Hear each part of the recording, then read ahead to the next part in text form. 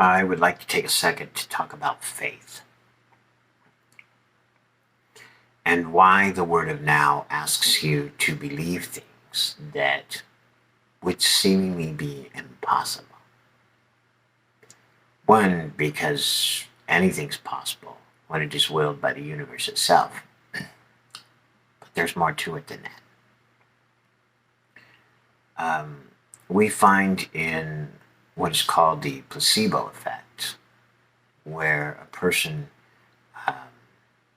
by belief alone, can heal their body, grow hair, where they're going bald, all kinds of stuff that we know happens. And that's a part of faith. And you have to believe. Okay? When a person is hypnotized, these kinds of things can be done because their conscious mind is removed. And that is because the subconscious mind has absolute faith. You tell it to do something, it just does it. It doesn't question, it doesn't doubt.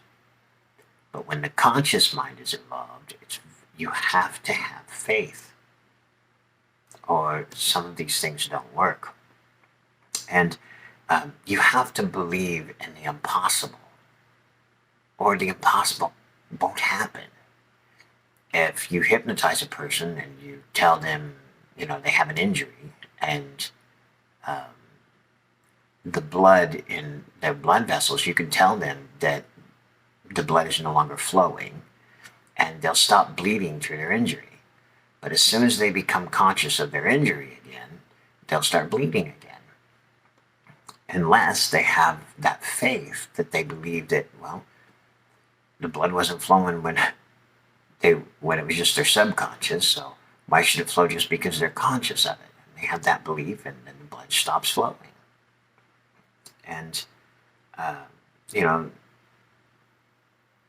this has reportedly saved people on the battlefield before. But when you have that faith that anything can happen, it can. Imagine if you didn't believe that was even possible. You would just bleed out. So, it is very important that you be willing to believe in the impossible. Things you can't imagine, things you can't comprehend, and things you don't understand. And still believe. That's faith. And it's an absolutely essential component.